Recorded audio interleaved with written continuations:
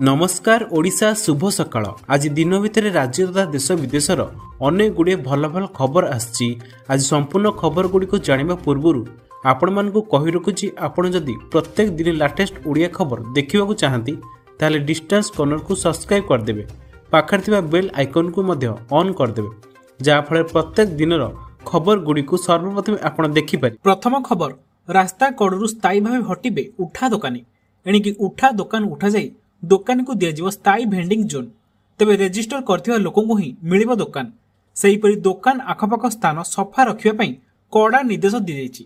आगुकु भुवनेश्वर आयोजन हेबा पई जाउछि प्रवासी भारतीय सम्मेलन, जेउंथि पई राजधानी रे सौंदर्यीकरण पई व्यापक आयोजन करा जाई अछि। सेहीपरि विभिन्न स्थान रे सफा करिबा पई बीएमसी रो अभियान आरंभ होई। सेहीपरि दोकान आखपाख स्थान को सफा रखिबा पई मध्य निर्देश दी जाइछि।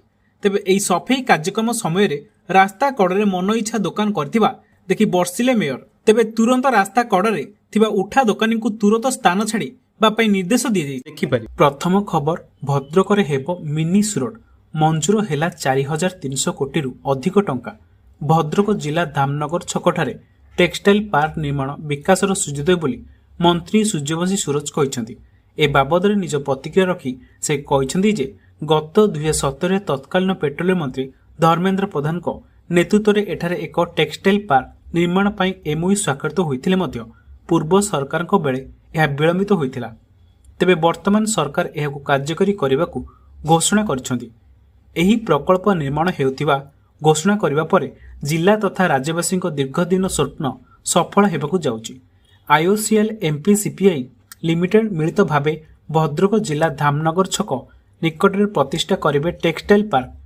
4300 कोटी टंका व्यय खूब शीघ्र टेक्सटाइल पार्क काम आरंभ हेबो बोली मुख्यमंत्री घोषणा करिछन। परवर्ती खबर, चिंतारे अंबानी धीरे धीरे कमुछंती जियो उपभोक्ता। व्यवसायी तथा देशर सबुठारु धनी व्यक्ति मुकेश अंबानी रिलायंस इंडस्ट्रीर अध्यक्ष अटंती। तांको कंपनी रिलायंस जियो भारतर जणाशुना टेलिकम कंपनी। तेबे कंपनीर ग्राहकों संख्या लगातार कमिबार लागिछि। Telecom regulatory authority of India report अनुसार चलित वर्ष अक्टोबर सुधा कंपनी 37.6 लाख मोबाइल ग्राहक हराई देइछि। केवल एतिकी नुहे, रिलायंस जियो इन्फोकम लिमिटेड गत 4 मासरे प्राय 1.65 कोटी ग्राहक हराई देइछि। तेबे कंपनी ग्राहक हराइबा सते 39.9% बजार भागीदारी सह एक नंबर रहिछि। भारती एयरटेल बजार भागीदारी 33.5%। एयरटेल ग्राहक संख्या अक्टोबर रे 19.28 लाख बढ़ी। तेबे सेप्टेम्बर 14.35 लाख ग्राहक कमी थिले। वोडाफोन आइडिया मध्य 19.77 लाख यूजर हराइछि। एहार बजार भागीदारी 18.30%। सरकारी टेलिकम कंपनी बीएसएनएल और एमटीएनएल बजार भागीदारी मात्र 8.22%। कंपनी अक्टोबर 8 लाख ग्राहक जोड़ी। परवर्ती खबर, सांसद प्रताप षडंगी को घरोई हॉस्पिटल को स्थानांतर। नोएडार एक घरोई हॉस्पिटल को तांको स्थानांतर करा जायछि। दिल्लीर आरएमएल हॉस्पिटल चिकित्सित हेउथिले प्रताप। गत 19 रे संसद एंट्री गेट रे आंबेडकर प्रसंग को नहीं विरोधी सदस्य विक्षोभ प्रदर्शन करुथिले। एही समय रे ठेलापेला होइथिले। राहुल गांधी सांसद को ठेली देथिबा नै अभियोग होइथिला। एथिरे संसदर मकर द्वारर सीढ़ी ऊपर को तळकु पड़ी जाइथिले प्रताप। रक्ताक्त अवस्था तांको हॉस्पिटल को निया जाइथिला। तांको मुंडरे गभीर आघात लागिबा सह 5टी स्टिच लागिछि। 5 दिन धरी आरएमएल हॉस्पिटल आईसीयू रे रहिबा परे तांको डिस्चार्ज करा जाइछि।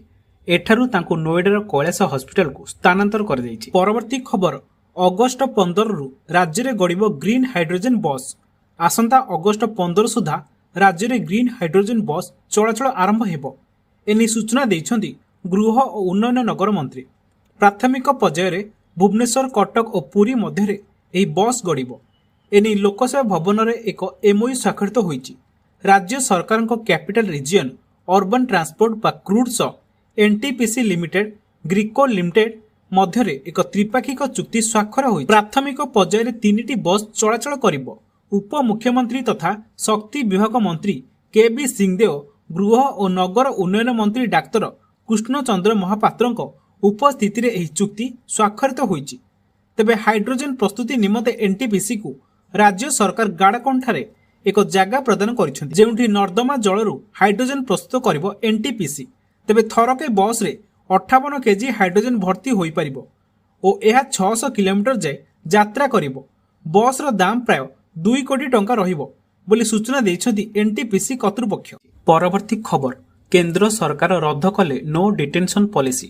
ଏବେ ପଞ୍ଚମ ଓ ଅଷ୍ଟମ ଶ୍ରେଣୀରେ ଫେଲ୍ ହେଲେ ପରବର୍ତ୍ତୀ କ୍ଲାସକୁ ଉତ୍ତୀର୍ଣ୍ଣ ହେବେନି ପିଲା। କେନ୍ଦ୍ର ଶିକ୍ଷା ମନ୍ତ୍ରଣାଳୟ ଶିକ୍ଷା କ୍ଷେତ୍ରରେ ଏକ ବଡ଼ ପଦକ୍ଷେପ ନେଇ ନୋ ଡିଟେନସନ ପଲିସି ରଦ୍ଦ କରିଦେଇଛନ୍ତି। ଏହି ନିଷ୍ପତ୍ତି ଅନୁଯାୟୀ ଏବେ ପଞ୍ଚମ ଓ ଅଷ୍ଟମ ଶ୍ରେଣୀ ବାର୍ଷିକ ପରୀକ୍ଷାରେ ଫେଲ୍ ହୋଇଥିବା ଛାତ୍ରଛାତ୍ରୀମାନେ ପରବର୍ତ୍ତୀ କ୍ଲାସକୁ ଉତ୍ତୀର୍ଣ୍ଣ ହୋଇପାରିବେ ନାହିଁ। ଅସଫଳ ଛାତ୍ରଛାତ୍ରୀମାନଙ୍କୁ 2 ମାସ ଭିତରେ ପୁନଃ ପରୀକ୍ଷା ଦେବାକୁ ସୁଯୋଗ ଦିଆଯିବ। ଯଦି ଦ୍ୱିତୀୟ ଥରରେ ବି ସେମାନେ ଅସଫଳ ହୁଅନ୍ତି ତାହେଲେ ସେମାନଙ୍କୁ ଫେଲ୍ କରି ଦିଆଯିବ। ପରବର୍ତ୍ତୀ ଶ୍ରେଣୀକୁ ସେମାନେ ଯାଇପାରିବେ ନାହିଁ। ଅଷ୍ଟମ ଶ୍ରେଣୀ ପର୍ଯ୍ୟନ୍ତ କୌଣସି ବି ବିଦ୍ୟାର୍ଥୀଙ୍କୁ ସ୍କୁଲରୁ ନିଷ୍କାସିତ କରାଯିବ ନାହିଁ। ଶିକ୍ଷା ମନ୍ତ୍ରଣାଳୟର ସଚିବ ସଞ୍ଜୟ କୁମାର କହିଛନ୍ତି ଯେ ଏହି ନୂତନ ନୀତିର ଉଦ୍ଦେଶ୍ୟ ହେଉଛି ଛାତ୍ରଛାତ୍ରୀମାନଙ୍କର ଶିଖିବା କ୍ଷମତାକୁ ଉନ୍ନତ କରିବା ଏବଂ ଏକାଡେମିକ୍ କାର୍ଯ୍ୟକ୍ଷମତାରେ ସୁଧାର ଆଣିବା। ପିଲାମାନଙ୍କର ଏକାଡେମିକ୍ ପରଫର୍ମାନ୍ସରେ ସୁଧାର ଆଣିବା ଲକ୍ଷ୍ୟରେ ମନ୍ତ୍ରଣାଳୟ ନୋ ଡିଟେନସନ ପଲିସି ରଦ୍ଦ କରିବାକୁ ନିଷ୍ପତ୍ତି ନେଇଛି। ପରବର୍ତ୍ତୀ ଖବର, ନୂଆ ବର୍ଷରେ ଫୁଲତୋଡ଼ା ଓ ଡାଏରୀ ଦେଇ ଅଭିନନ୍ଦନ ଜଣାଇବାକୁ ମନା କଲେ ଜିଲ୍ଲାପାଳ। ଆଉ କିଛି ଦିନ ପରେ ବଦଳିଯିବ କ୍ୟାଲେଣ୍ଡର। 2024ରୁ ହୋଇଯିବ 2025। ନୂଆ ଆଶା ଉଦ୍ଦୀପନା ନେଇ ପୁଣି ଆରମ୍ଭ ହେବ ନୂଆ ବର୍ଷ। ଧୁମଧାମରେ ଲୋକ ଏହାକୁ ପାଳନ କରିବେ। ହୋଟେଲ, ଡ୍ୟାନ୍ସ ବାର୍, ପବ୍ ସମେତ କ୍ଲବରେ ବ୍ୟାପକ ପ୍ରସ୍ତୁତି। ତେବେ ଏହାରି ଭିତରେ ଏମିତି ଏକ ଖବର ଆସି ପହଞ୍ଚିଛି। ଖବରଟି ହେଲା କି ନୂଆ ବର୍ଷରେ ଫୁଲତୋଡ଼ା ଓ ଡାଏରୀ ମନା। ଆଗକୁ ଇଂରାଜୀ ନୂଆବର୍ଷ ଆସୁଥିବାରୁ ଏହାକୁ ପାଳନ କରିବା ପାଇଁ ଏବେଠାରୁ ପ୍ରକ୍ରିୟା ଆରମ୍ଭ ହୋଇସାରିଛି। ନୂଆ ବର୍ଷରେ ଅନେକ ଲୋକ ଅନେକ ସଂକଳ୍ପ ନେଇଥାନ୍ତି। ଏହାରି ଭିତରେ ନୟାଗଡ଼ ଜିଲ୍ଲାପାଳ ଏକ ନିଆରା ନିବେଦନ କରିଛନ୍ତି। ସମସ୍ତ ଅଫିସ କର୍ମଚାରୀଙ୍କୁ ତାଙ୍କୁ ଫୁଲତୋଡ଼ା କିମ୍ବା ଡାଏରୀ ଦେବାକୁ ମନା କରିଛନ୍ତି ନୟାଗଡ଼ ଜିଲ୍ଲାପାଳ ଅକ୍ଷୟ ସୁନୀଲ ଅଗ୍ରୱାଲ। ତାହାରି ସ୍ଥାନରେ ଖାତା, ପେନ୍, ପେନ୍ସିଲ, ରବର ଭଳି ଛୋଟ ପିଲାଙ୍କ ପାଠପଢ଼ା ସାମଗ୍ରୀ ଦେବାକୁ ନିବେଦନ କରିଛନ୍ତି। ଯେତିକି ସାମଗ୍ରୀ ମିଳିବ ତାହାକୁ ଆଶ୍ରମ, ସ୍କୁଲ ବା ଉପାନ୍ତ ଅଞ୍ଚଳର ଛାତ୍ରଛାତ୍ରୀଙ୍କୁ ବଣ୍ଟା ଯିବା ପାଇଁ ନିଷ୍ପତ୍ତି ନେଇଛନ୍ତି। ଜିଲ୍ଲାପାଳ କହିଛନ୍ତି ତାଙ୍କର 5 ବର୍ଷ ଚାକିରି ମଧ୍ୟରେ ନୂଆ ବର୍ଷରେ ଅନେକ ଫୁଲତୋଡ଼ା ଓ ଡାଏରୀ ମିଳିଛି। ତାହାର ଉପଯୋଗୀ କ୍ଷଣକ ସମୟ ପାଇଁ ଯେଉଁ ଟଙ୍କା ଖର୍ଚ୍ଚ କରି ଫୁଲତୋଡ଼ା ଓ ଡାଏରୀ ଆଣୁଛନ୍ତି ତାହା ସ୍ଥାନରେ ପିଲାଙ୍କ ପଢ଼ା ସାମଗ୍ରୀ ଆଣି ଦେବାକୁ ସେ ନିବେଦନ କରିଛନ୍ତି। ପରବର୍ତ୍ତୀ ଖବର, ଆଇନ ମନ୍ତ୍ରୀଙ୍କ ବଡ଼ ଘୋଷଣା। କାଠଯୋଡ଼ି ନଦୀ ଉପରେ ନିର୍ମାଣ ହେବ ଆଉ 2ଟି ବ୍ରିଜ୍। ଆଉ ଟ୍ୱିନ୍ ସିଟିରେ ଅସୁବିଧା ହେବନି ଯାତାୟାତ। କଟକ ଭୁବନେଶ୍ୱରରେ ସୁବିଧା ହେବ ଗମନାଗମନ ବ୍ୟବସ୍ଥା। କାଠଯୋଡ଼ିରେ ହେବ ଆଉ 2ଟି ବ୍ରିଜ୍। ଏସ୍ସିବି ଦ୍ୱିତୀୟ କ୍ୟାମ୍ପସ୍ 2025 ସୁଦ୍ଧା ନ ସରିଲେ କାର୍ଯ୍ୟାନୁଷ୍ଠାନ ନିଆଯିବ ବୋଲି କୁହାଯାଇଅଛି। ନିର୍ମାଣ ଦାୟିତ୍ୱ ରହିଥିବା ସଂସ୍ଥାକୁ କଳା ତାଲିକାଭୁକ୍ତ କରାଯିବ ବୋଲି ମନ୍ତ୍ରୀ ନିର୍ଦ୍ଦେଶ ଦେଇଛନ୍ତି। କଟକ ସହର ଭିତର ରାସ୍ତା ମଧ୍ୟ ସମ୍ପ୍ରସାରିତ କରାଯିବ ନେଇ ଆଇନ ମନ୍ତ୍ରୀ ପୃଥ୍ୱୀରାଜ ହରିଚନ୍ଦନ ସୂଚନା ଦେଇଛନ୍ତି। କଟକରେ ଏହି ଘୋଷଣା କରିଛନ୍ତି ଆଇନ ମନ୍ତ୍ରୀ। ଜୁଡିସିଆଲ ଏକାଡେମୀ ରାସ୍ତା ତ୍ରିଶୂଳିଆ ଲେନ୍ ହେବ। ଜୁଡିସିଆଲ ଏକାଡେମୀ ରାସ୍ତା ଜୋବ୍ରା 6 ଲେନ୍ ହେବ। କଟକ ଭୁବନେଶ୍ୱରରେ ସମସ୍ତ ପ୍ରକାର ବ୍ୟବସ୍ଥା କରାଯିବ ବୋଲି ଆଇନ ମନ୍ତ୍ରୀ ସୂଚନା ଦେଇଛନ୍ତି। ପରବର୍ତ୍ତୀ ଖବର, ଶ୍ରୀମନ୍ଦିରରେ ଲାଗୁ ହେବ ନୂଆ ଦର୍ଶନ ବ୍ୟବସ୍ଥା। ନାଟ ମଣ୍ଡପରୁ ହଟିବ ହୁଣ୍ଡି। 27-28ରେ ପରୀକ୍ଷାମୂଳକ ଦର୍ଶନ। ଶ୍ରୀମନ୍ଦିର ନାଟ ମଣ୍ଡପରେ ଚଳିତ 27 ଓ 28 ତାରିଖରେ ନୂଆ ବାରିକେଡ୍ ଓ ୟାମ୍ପ ଦେଇ ପରୀକ୍ଷାମୂଳକ ଦର୍ଶନ ବ୍ୟବସ୍ଥା କରାଯିବ। ଏନେଇ ସୋମବାର ପ୍ରତିହାରୀ ନିଯୋଗ ସହ ସମନ୍ୱୟ ବୈଠକ ପରେ ସୂଚନା ଦେଇଛନ୍ତି ଶ୍ରୀମନ୍ଦିର ମୁଖ୍ୟ ପ୍ରଶାସକ ଡକ୍ଟର ଅରବିନ୍ଦ ପାଢ଼ୀ। ଶ୍ରୀ ପାଢ଼ୀ କହିଛନ୍ତି ଶ୍ରୀମନ୍ଦିର ସମସ୍ତ ପ୍ରମୁଖ ନିଯୋଗଙ୍କ ସହ ପରବର୍ତ୍ତୀ ସମୟରେ ପରାମର୍ଶ ବୈଠକ କରିବାକୁ ଜିଲ୍ଲାପାଳଙ୍କ ଅଧ୍ୟକ୍ଷତାରେ ଏକ କମିଟି କରାଯାଇଛି। କମିଟିରେ ଏସ୍ପି, ଶ୍ରୀମନ୍ଦିର କମାଣ୍ଡର, ନୀତି ପ୍ରଶାସକ ମଧ୍ୟ ରହିଛନ୍ତି। ନୂଆ ବାରିକେଡ୍ ଦର୍ଶନ ବ୍ୟବସ୍ଥାରେ କିଛି ବି ଅସୁବିଧା ନଜର ଆସିଲେ ଏହାକୁ ପରବର୍ତ୍ତୀ ସମୟରେ ସୁଧାର କରାଯିବ। ଭକ୍ତମାନେ ଯେପରି ସୁବିଧାରେ ମହାପ୍ରଭୁଙ୍କ ଦର୍ଶନ କରିବେ ଓ ସୁଖଦ ଅନୁଭବ ନେବେ ତାହାକୁ ଲକ୍ଷ୍ୟ ରଖି ଏହି ବ୍ୟବସ୍ଥା କରାଯାଇଛି। ତେଣୁ ପରୀକ୍ଷାମୂଳକ ଦର୍ଶନ ବ୍ୟବସ୍ଥା ପରେ ସ୍ଥାୟୀ ଭାବେ ପହିଲା ପରେ ଦିନ ସ୍ଥିର କରି ଲାଗୁ କରାଯିବ। ମାତ୍ର ଏହି ବ୍ୟବସ୍ଥା ସୁନିଶ୍ଚିତ କରାଯିବ ବାରିକେଡ୍ ବ୍ୟବସ୍ଥା ନିମନ୍ତେ ନାଟ ମଣ୍ଡପରେ ଥିବା ହୁଣ୍ଡି ସ୍ଥାନାନ୍ତର କରିବାକୁ ପଡ଼ିବ। ଶ୍ରୀମନ୍ଦିର ନିୟମ ମୁତାବକ ହୁଣ୍ଡି କରିବା, ସ୍ଥାନାନ୍ତର ଓ ହଟାଇବାକୁ ହେଲେ ରାଜ୍ୟ ସରକାରଙ୍କ ବିଧି ବିଭାଗର ଅନୁମତି ଆବଶ୍ୟକ ପଡ଼ିବ।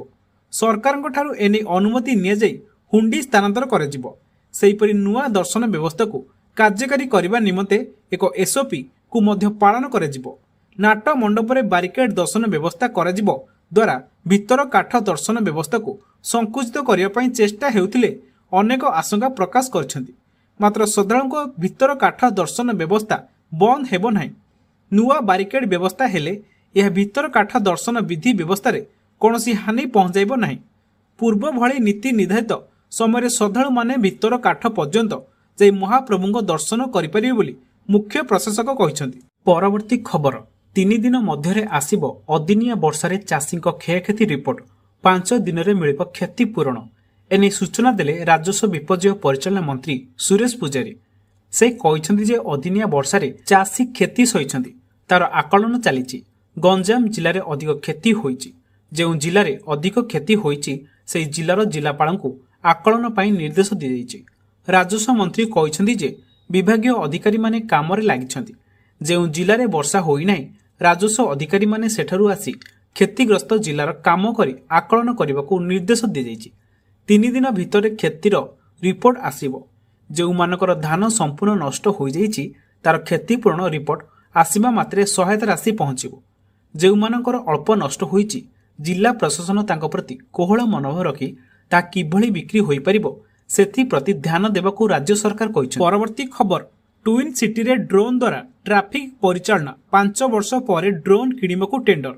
ଆସନ୍ତା 2025 ନୂଆ ବର୍ଷରୁ ଭୁବନେଶ୍ୱର କଟକ ଟ୍ୱିନ୍ ସିଟିରେ କାର୍ଯ୍ୟକ୍ଷମ ହେବ ଉନ୍ନତ ଟ୍ରାଫିକ୍ ପରିଚାଳନା ବ୍ୟବସ୍ଥା। ଏଣିକି ଟ୍ରାଫିକ୍ ନିୟନ୍ତ୍ରଣ ସହ ଗହଳି ଅଞ୍ଚଳ ଉପରେ କଡ଼ା ନଜର ରଖିବ ପୋଲିସ। 2019 ମସିହାରେ ଡ୍ରୋନ୍ ବ୍ୟବସ୍ଥା ସଫଳ ହେବା ପରେ ଏବେ ଅର୍ଥାତ୍ 5 ବର୍ଷ ପରେ ଏହାକୁ ସମ୍ପୂର୍ଣ୍ଣ କାର୍ଯ୍ୟକ୍ଷମ କରିବାକୁ ନିଷ୍ପତ୍ତି ନେଇଛି କମିଶନରେଟ୍ ପୋଲିସ। ଏନେଇ କମିଶନରେଟ୍ ପୋଲିସ ପକ୍ଷରୁ ଡ୍ରୋନ୍ କିଣିବା ପାଇଁ ସୋମବାର ଟେଣ୍ଡର ଡକାଯାଇଛି। ଅତ୍ୟାଧୁନିକ ଉଚ୍ଚଶକ୍ତି ସମ୍ପନ୍ନ ବିଶିଷ୍ଟ ଏହି ଡ୍ରୋନ୍ 15 କିମି ପର୍ଯ୍ୟନ୍ତ ସହର ଉପରେ ନଜର ରଖିବ। ରାଜଧାନୀ ଭୁବନେଶ୍ୱରରେ ଜନସଂଖ୍ୟା ବଢ଼ିବାରେ ଲାଗିଛି। ଘରଦ୍ୱାର ସାଙ୍ଗକୁ କାରଖାନା ଓ ଶିକ୍ଷାନୁଷ୍ଠାନ ଆଦି ମଧ୍ୟ ବଢ଼ିଛି। ଏସବୁ ମଧ୍ୟରେ ସମାନ ଢଙ୍ଗରେ କଟକ ଭଳି ସହର ମଧ୍ୟ ସମ୍ପ୍ରସାରିତ ହେଉଛି। ସେହିଭଳି ଭୁବନେଶ୍ୱର ଓ କଟକକୁ ପ୍ରତି କିଛି ଦିନ ବ୍ୟବଧାନରେ ଭିଭିଆଇପି ମାନେ ମଧ୍ୟ ଆସୁଛନ୍ତି। ଏମିତିକି ପ୍ରତିଦିନ ହଜାର ହଜାର ଲୋକ କଟକ ଭୁବନେଶ୍ୱରକୁ ଯା ଆସ କରୁଛନ୍ତି। କିନ୍ତୁ ଏହି ଟ୍ୱିନ୍ ସିଟି ପାଇଁ ଟ୍ରାଫିକ୍ ପରିଚାଳନା ବ୍ୟବସ୍ଥା ମୁଖ୍ୟ ସମସ୍ୟା ଭାବେ ଲାଗି ରହିଛି। ପୂର୍ବରୁ 2019 ମସିହାରେ ତତ୍କାଳୀନ ଟ୍ରାଫିକ୍ ଡିସିପି ସାଗରିକା ନାଥ ପ୍ରଥମେ ଟ୍ରାଫିକ୍ ବ୍ୟବସ୍ଥା ପାଇଁ ଡ୍ରୋନ୍ ଡିଜିଟାଲ ସେବାକୁ ପରୀକ୍ଷାମୂଳକ କରିଥିଲେ। କିନ୍ତୁ ପରବର୍ତ୍ତୀ ସମୟରେ ଏ ଦିଗରେ କୌଣସି ପଦକ୍ଷେପ ନିଆଯାଇ ନଥିଲା। 2023ରେ ଏକ ଉଚ୍ଚ ଶକ୍ତି ସମ୍ପନ୍ନ ଡ୍ରୋନ୍କୁ କେବଳ ଗହଳିପୂର୍ଣ୍ଣ ସ୍ଥାନ ଉପରେ ନଜର ରଖିବାକୁ ଅଣାଯାଇଥିଲା। କିନ୍ତୁ ଟ୍ରାଫିକ୍ ପରିଚାଳନା ପାଇଁ ଏଣିକି ଡ୍ରୋନ୍ ମଧ୍ୟ ବ୍ୟବହାର କରାଯିବ। ଏଥିପାଇଁ କମିଶନରେଟ୍ ପୋଲିସ ଟେଣ୍ଡର ଡାକିଥିବା ବେଳେ ପ୍ରଥମ ପର୍ଯ୍ୟାୟରେ 2ଟି ଡ୍ରୋନ୍ ଆଣିବାକୁ ଯୋଜନା ହୋଇଛି, ଯାହା ସାମାନ୍ୟ ଅଧିକ ଉଚ୍ଚତା ବିଶିଷ୍ଟ ଫଟୋ ଓ ଭିଡିଓ ଉତ୍ତୋଳନ କରିବ। ଏହି ଟେଣ୍ଡର ଜାନୁଆରୀ 6 ତାରିଖରେ ଟେକ୍ନିକାଲ ଓ କମର୍ସିଆଲ ବିଡ୍ ଖୋଲିବାକୁ ନିଷ୍ପତ୍ତି ହୋଇଛି, ଯାହା ଟ୍ୱିନ୍ ସିଟି ଉନ୍ନତ ଟ୍ରାଫିକ୍ ପରିଚାଳନାରେ ବେଶ୍ ସହାୟକ ହେବ ବୋଲି ପୋଲିସ ପକ୍ଷରୁ ସୂଚନା ଦିଆଯାଇଅଛି।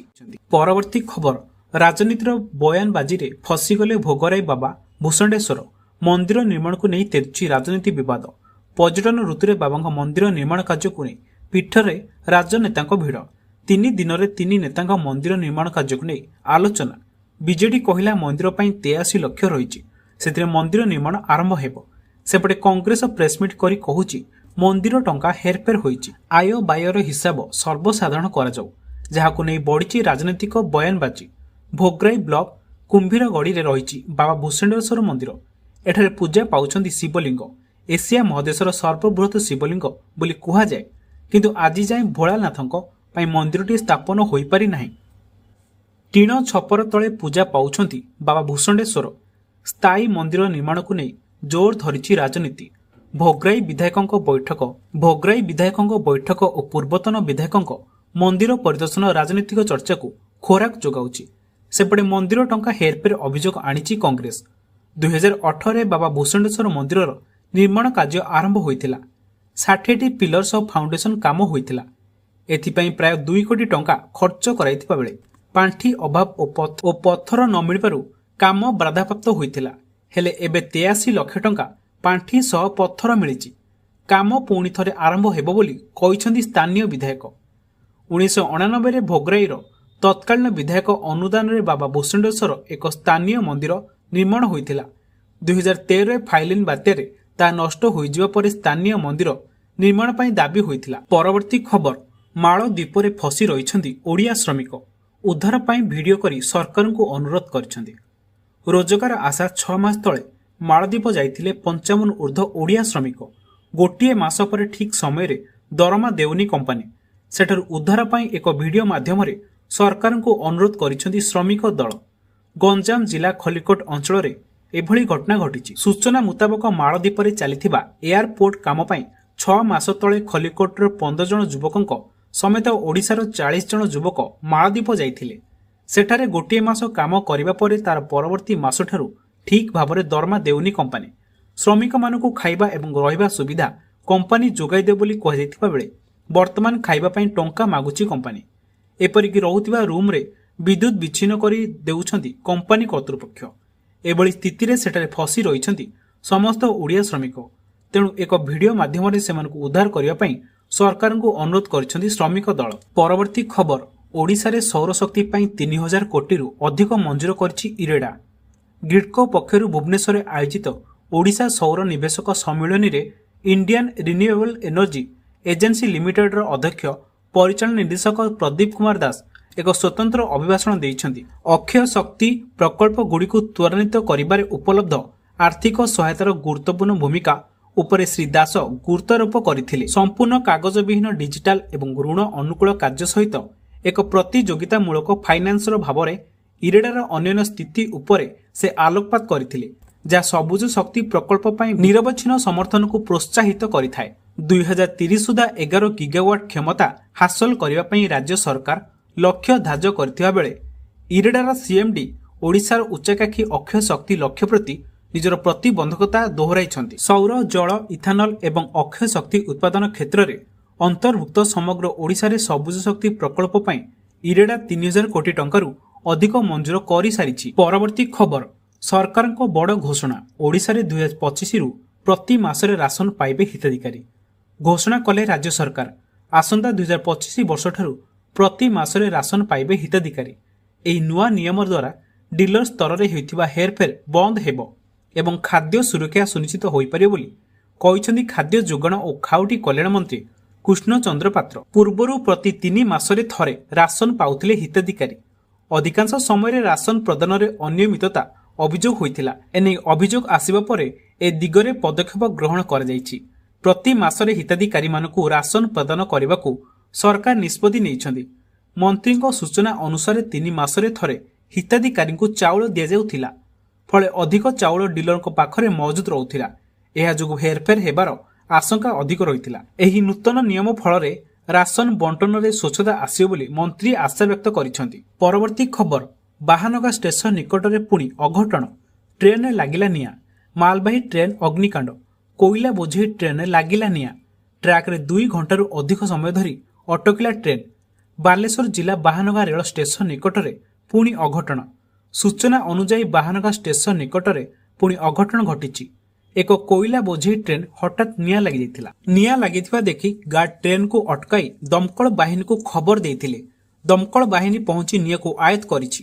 କେଉଁ କାରଣରୁ ନିଆଁ ଲାଗିଲା ତାହା ଅସ୍ପଷ୍ଟ ରହିଛି। ଅଗ୍ନିକାଣ୍ଡ ଯୋଗୁଁ ଟ୍ରେନ୍ଟି 2 ଘଣ୍ଟାରୁ ଉର୍ଦ୍ଧ୍ୱ ସମୟ ଧରି ଅଟକି ରହିଥିବା ଜଣାପଡ଼ିଛି।